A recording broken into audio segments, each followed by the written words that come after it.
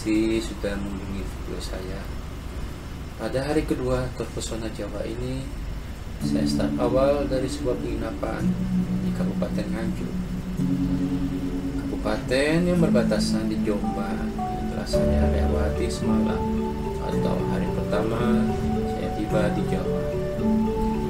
Baiklah, mungkin oleh profil Kabupaten Nganjuk. Kabupaten Nganjuk adalah sebuah kabupaten di Provinsi Jawa Timur, Indonesia. Ibu kotanya adalah Kecamatan Nganjuk. Kabupaten ini berbatasan dengan Kabupaten Bojonegoro di utara, Kabupaten Jombang, dan Kabupaten Kediri di timur, Kabupaten Kediri, Kabupaten Ponorogo di selatan, serta Kabupaten Madiun di barat. Kerajaan dan Nganjuk dikenal dengan nama Anjuk Ladang, yaitu tanah kemenangan. Nganjuk juga dikenal dengan julukan kota angin. Geografi luas Kabupaten Nganjuk adalah sebesar 122.433 km atau setara dengan 122.433 hektar, terdiri dari atas tanah sawah 43.052 hektar, tanah kering 32.373 hektar, dan tanah hutan 47.007 hektar. Topologi, secara topologi, wilayah kabupaten ini terletak di dataran rendah dan pegunungan. Kabupaten Nganjuk memiliki kondisi dan struktur tanah yang cukup produktif untuk berbagai jenis tanaman, baik tanaman pangan maupun tanaman perkebunan, sehingga sangat menunjang pertumbuhan ekonomi di bidang pertanian. Kondisi dan struktur tanah yang produktif ini sekaligus menunjang adanya Sungai Widas yang mengalir sepanjang 69.330 km. Maaf, saya ralat, 69,332 km yang mengairi daerah seluas 3.236 hektar, dan Sungai Brantas yang mampu mengairi sawah seluas 12.705 hektar.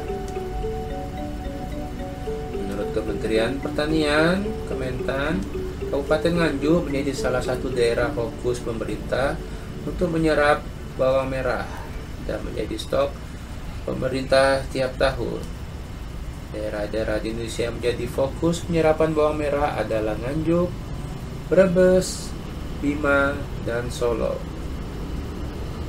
Sebagai sentra penghasil bawang merah terbesar di Jawa Timur dan salah satu fokus penyerapan bawang merah oleh pemerintah, bukan hal yang mengherankan bila di sebagian besar wilayah Nganjuk, terutama Kecamatan Sukomoro ke barat, meliputi Kecamatan Gondang, Kecamatan Rejoso, Kecamatan Bagor, dan Kecamatan Bilangan, banyak dijumpai orang menanam, memanen, menjemur, atau memperjualbelikan bawang merah. Mengunjungi Nganjuk atau bermaksud membeli bawang merah, pasar Sukomoro tetap menjadi pilihan utama.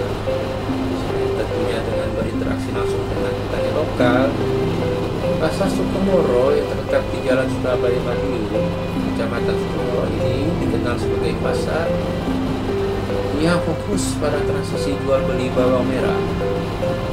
Beberapa kecamatan yang dimulai stok bawang merah di pasar Sukomoro, di antaranya adalah Kecamatan Rejoso, Kecamatan Gondang, Kecamatan Bagor, dan Kecamatan Bilangan. Iklim wilayah Kabupaten Nganjuk beriklim tropis basah dan kering yang dipengaruhi oleh pergerakan angin muson.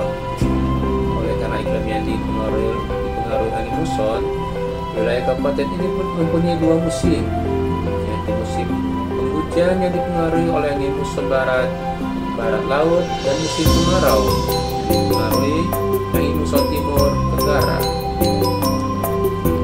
Periode musim kemarau di wilayah Nganjuk biasanya berlangsung pada bulan-bulan Juli sampai September.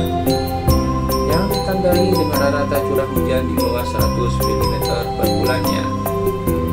Sementara itu, periode musim penghujan di daerah Nganjuk biasanya berlangsung pada bulan-bulan Desember sampai Maret, dengan rata-rata curah hujan lebih dari 200 mm per bulan. Jumlah curah hujan di wilayah Kabupaten Nganjuk berada pada angka 1.400 sampai 1.900 mm per tahun, dengan hari hujan lebih dari sama dengan 10 hari hujan per tahun. Suhu udara rata-rata di wilayah Nganjuk berada pada angka 21 derajat Celcius sampai 32 derajat Celcius. Kelembapan nisbi di wilayah ini pun cukup tinggi. Ini berkisar antara 67 sampai 84% per tahun.